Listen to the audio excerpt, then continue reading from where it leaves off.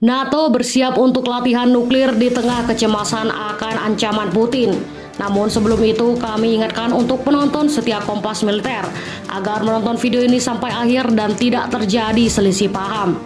NATO telah mengonfirmasi bahwa mereka tetap pada rencana untuk latihan nuklir tahunnya. Latihan ini digelar di tengah konflik Rusia-Ukraina yang meningkat memicu kekhawatiran akan konfrontasi langsung dan bencana antara Moskow dan blok militer barat itu. Ini adalah latihan rutin yang terjadi setiap tahun untuk menjaga alat pencegah kami tetap aman, terjamin, dan efektif, jelas Sekjen NATO, Jens Stoltenberg, kepada wartawan. Latihan yang dikenal sebagai Steadfast Noon akan diadakan minggu depan. Ini biasanya menyatukan lusinan pesawat dari negara-negara anggota dan mempraktikkan misi serangan nuklir. Jet biasanya tidak membawa hulu ledak hidup. Ditanya apakah 30 anggota NATO telah membahas potensi latihan Steadfast Noon untuk menyebabkan salah perhitungan di tengah meningkatnya ketegangan dengan Rusia, Stoltenberg menepis kekhawatiran tersebut. Sekarang adalah waktu yang tepat untuk bersikap tegas dan menjelaskan bahwa NATO ada di sana untuk melindungi dan membela semua sekutu. Dan ini adalah latihan yang telah lama direncanakan, sebenarnya direncanakan sebelum invasi ke Ukraina, ujarnya.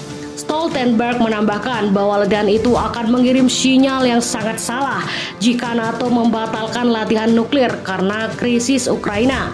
Kita perlu memahami bahwa perilaku NATO yang dapat diprediksi kekuatan militer kita adalah cara terbaik untuk mencegah eskalasi.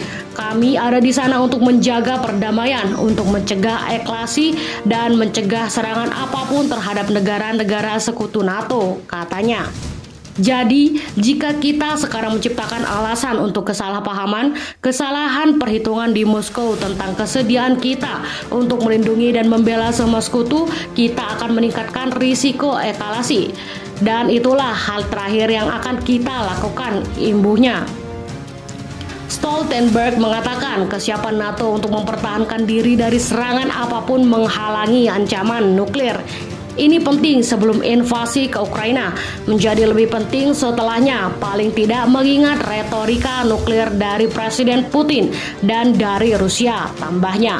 Stoltenberg mengatakan NATO memantau dengan cermat kekuatan nuklir Rusia dan belum melihat perubahan apapun dalam postur mereka. Dia menambahkan bahwa para menteri NATO akan membuat keputusan pada hari Rabu untuk meningkatkan stok senjata.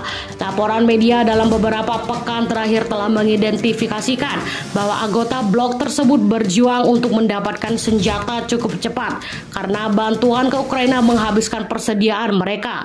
Angkatan Darat Jerman misalnya memiliki amunisi yang cukup hanya untuk 1 atau 2 hari perang. Business Insider melaporkan pada hari Sabtu. Presiden Amerika Serikat Joe Biden pekan lalu memperingatkan bahwa Rusia dan Barat menghadapi ancaman nuklir Armageddon yang lebih besar daripada kapanpun sejak krisis rudal Kuba 40 tahun lalu. Presiden Vladimir Putin telah bersumpah bahwa Rusia akan menggunakan semua cara yang tersedia untuk membela rakyat dan wilayahnya. Semua pernyataan yang ditafsirkan oleh Washington dan sekutu NATO-nya sebagai ancaman untuk menyebarkan senjata nuklir.